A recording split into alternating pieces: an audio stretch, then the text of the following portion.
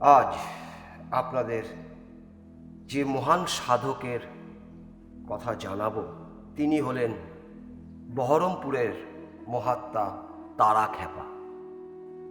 ওনার সম্বন্ধে আমি জানতে পারি শাস্ত্রী হরিচরণ গঙ্গোপাধ্যায় রচিত শ্রী বামলীলা গ্রন্থ থেকে। আজ শুনব সেই মহান সাধক তারাখ্যাপার জীবনী। শ্রী শ্রী বামাখ্যাপা বাবার সহিত তার সাক্ষাৎ। যিনি বাল্য হইতে সদাচারী ও কৈশোরে স্বপ্নে দীক্ষালাভে সন্ন্যাস গ্রহণ করেন, যিনি হঠযোগী ও তজ্জনিত দৃঢ়কায়, তেজস্বী ও চিরতরুণ, যাহার বক্ষ বিশাল, যিনি কাশ্মীরে বিচরণ করিতেছিলেন, সেই শ্যামবর্ণ নিজ গণপতিকে ছায়াপুরুষ দ্বারা আকর্ষণ করাইয়া শ্রী বাম অদৃশ্য থাকিয়াও স্পষ্ট মনুষ্য ভাষায় নিজ নাম ও ধাম জানাইলেন। তারাখ্যাপা বালক ব্রহ্মচারী। তিনি তাহার সাংসারিক নাম ধামাদির পরিচয় দেন না। তাহার যজ্ঞসূত্র আছে, তাহাতে রুদ্রগ্রন্থি। ব্রাহ্মণ সন্তান বলিয়া নিজেকে ঘোষণা করেন। কলির ব্রাহ্মণকে নিন্দাও করেন। যতদূর ইঙ্গিতে বুঝিয়াছি তাহাতে বোধ হয় রংপুরের কোনো ধনী বারেন্দ্র ব্রাহ্মণকুলে তাহার জন্ম। বাল্যে মাতৃহারা হন। কৈশোরে শিব চতুর্দশীতে পিত্রালয়ে শিব মন্দিরে স্বপ্নবৎ ঘোরাবস্থায় মন্ত্র পাইয়া তাহার উৎকট বৈরাগ্য উদিত হয়। অচিরে গৃহবাস ত্যাগ করত নানা দেশ ভ্রমণপূর্বক হরিদ্বারে ব্রহ্মানন্দ ভারতীর নিকট হঠযোগ শিক্ষা করেন। আসন মুদ্রা বন্ধাদিতে তিনি সিদ্ধ। তৎফলে তিনি স্থির যৌবন। তিনি কৃষ্ণকায়, নাতিহস্য, তেজপুঞ্জ, বাহ্যত অত্যন্ত কঠোর ও বিবিক্ত সেবী। ছাত্র সদৃশ জনকতক ভিন্ন কাহারও সহিত মিশিতে চান না। সর্বদা তাহাদের এতটুকু ত্রুটি দেখিলে রুক্ষভাবে ভৎসনা করে। বাইরের লোক তাহার উষ্মা সহ্য করিতে পারে না, কিন্তু অন্তর অতি কোমল। মহাপুরুষদের চিত্ত বজ্র অপেক্ষাও কঠোর, কুসুম অপেক্ষাও কোমল। তাহা কে সহজে বুঝিতে পারে? সন 1294 সালে আদিষ্ট হইয়া তিনি অমরনাথ দর্শনে যান। অমরনাথ হিমালয়ের তুঙ্গ শৃঙ্গে অধিষ্ঠিত, কাশ্মীর রাজ্যে অন্তর্গত মহাতীর্থ। শ্রীনগর হইতে অনন্তনাগ পদব্রজে 2 দিনের পথ। তথা হইতে পীর পঞ্চাল প্রায় 14 ক্রোশ। পীর পঞ্চাল হইতে অমরনাথের পথ চির তুষারাবৃত। ইহার 6 ক্রোশ দূরে পঞ্চতরণী নামক পঞ্চখরস্রোতা পার্বত্য তটিনীর সঙ্গম। ওই স্থান হইতে অমরনাথের ব্যবধান 2 ক্রোশ। ওই স্থানে কোনো মন্দিরাদি নাই। হিমালয়ে এক প্রকার গুহার ছাদ হইতে যুগ যুগান্তর হইতে উপরিস্থিত তুষারস্তূপ প্রতিক্ষণেই গলিয়া কিছু কিছু কোনো ছিদ্র পথে খড়িত হইতেছে। হিমানী সংঘাতে গুহা মধ্যে নির্মল স্ফটিকবৎ শিলাবেদী নির্মিত। ওই শিলাই গৌরীপট্ট। তদুপরি শুক্লপক্ষের প্রতিপদ হইতে পূর্ণিমাদি পর্যন্ত সন্দিত তুষারবিন্দুতে 3টি শিবলিঙ্গাকৃতি গঠিত হয়। মধ্যলিঙ্গটি প্রায় 1 হস্ত উচ্চ ও বেষ্টনী প্রায় 1 হাত। অপর দুইটি অপেক্ষাকৃত খর্ব। মধ্যটিকে শিবলিঙ্গ ও বাম পার্শ্বেরটিকে গৌরী ও দক্ষিণেরটিকে গণেশ বলা হয়। পূর্ণিমার পর হইতে অমাবস্যার মধ্যে ওই 3টি মূর্তি বিলীন হইয়া যায়। প্রকৃতির এই বিচিত্র লীলা আবহমানকাল চলিয়া আসিতেছে। কিন্তু অমরনাথ দর্শনকাল ঋষি পূর্ণিমা অর্থাৎ শ্রাবণী পূর্ণিমা। এই দুর্গম তীর্থে গমন কাশী রাজ্যের সহায়তা ব্যতীত অতীব কঠিন হইত।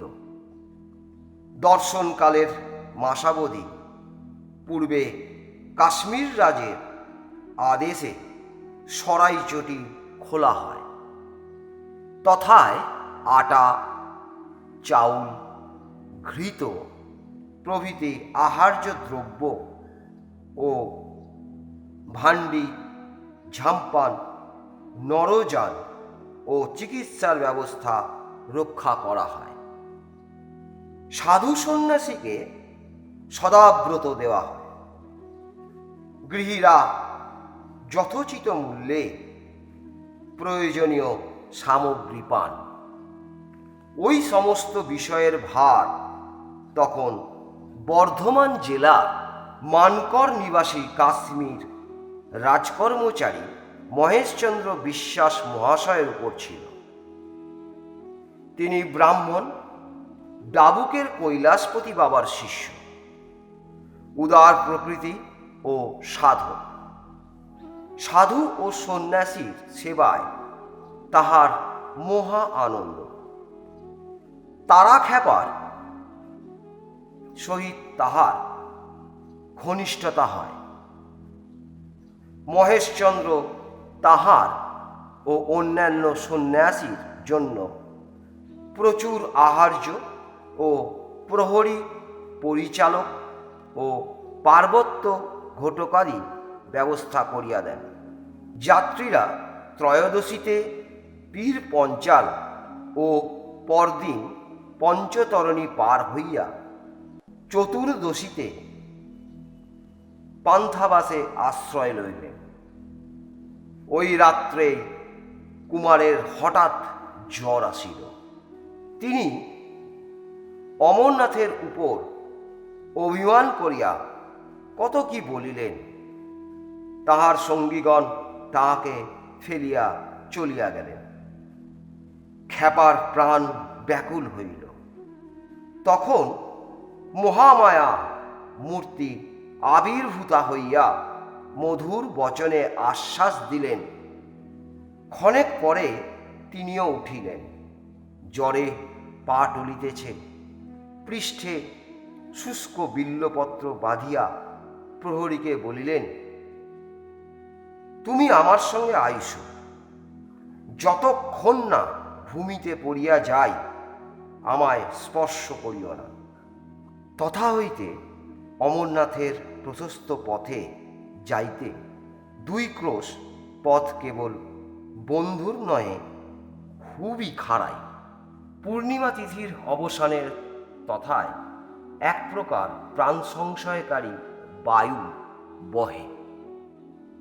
সুতরাং যাত্রীদিগকে পূর্ণিমার মধ্যে যাইতে ও ও ফিরিতে হয়।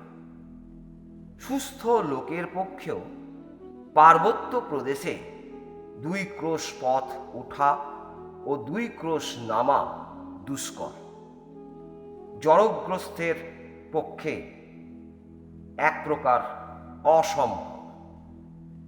এই স্থানে তরতোয়া নামে একটি ক্ষুদ্র নদী আছে। এই নদীর তীর দিয়া একটি বনপথ আছে, তাহা আরো দুর্গম।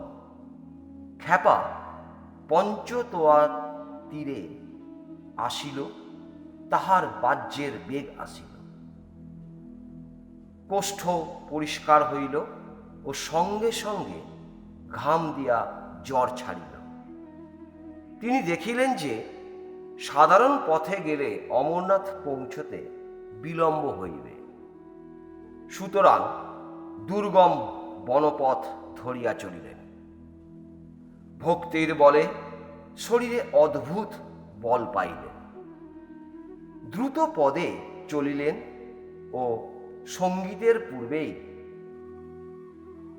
অমরনাথ পৌঁছালেন। তথায় পাপহরা নামক নির্ঝরে, সেই ঝর্ণায় যাত্রীরা স্ত্রী পুরুষে বিনা সংকোচে উলঙ্গ স্নান করিয়া বস্ত্র পরিধান করত অমরনাথের গুহায় পূজার জন্য প্রবেশ করেন। তীর্থ মাহাত্ম্যে কাহারও চিত্তবিকার হয় না। ক্ষেপাও স্নানান্তে গুহায় গিয়া প্রকৃতির অদ্ভুত তুষার সৃষ্ট দেবাদিদেবের প্রতীককে সানন্দ চিত্তে বিল্ল দলে পূজা করিলেন। ছাদ হইতে যে তুষার বিন্দু গুহার সর্বস্থলেই পড়িতেছে, তাহা পান করা সাধুগণের প্রথা। যিনি এক নিঃশ্বাসে এইরূপ 32টি বিন্দু পান করিতে পারেন, তিনি সিদ্ধ পুরুষ বলিয়া বিদিত হন।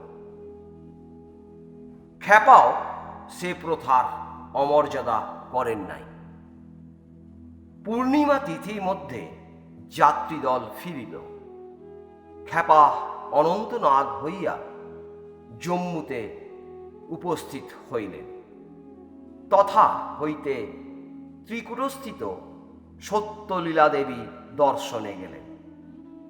মূর্তি শিলাময়ী, গুহাভন্তরে প্রতিষ্ঠিতা।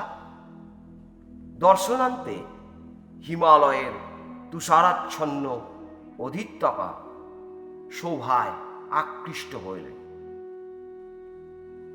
যোগ বলে তাহার সূক্ষ্ম দৃষ্টি উন্মিলিত। সহসা মাতামহীর ছায়ামূর্তি ভাসিয়া অন্তর্হিত হইল। তিনি তাহাকে চিন্তা করেন না, তবে কেন তিনি দর্শন দিলেন ভাবিতেছেন। এমন সময় অকস্মাৎ সমস্ত পর্বতে যেন কম্পিত হইল। চকিত নয়নে তিনি চারিদিকে চাহিলেন। জনমানব নাই, শূন্যে এক অলৌকিক ছায়া পুরুষ দণ্ডায়মান। তাহার বিশাল বক্ষ, আজানুলম্বিত বাহু, কুঞ্চিত কেশ, শ্যামল বর্ণ, আরক্তিম নয়ন, প্রসন্ন বদন। পুরুষ দক্ষিণ পূর্ব দিকে বাম করের তর্জনী বাড়াইয়া জলদ গম্ভীর নাদে বামা বীরভূম বলিয়া অদৃশ্য হইলেন। ইহা বামের অচিন্ত মহিমা। প্রথম পর্ব এই পর্যন্ত।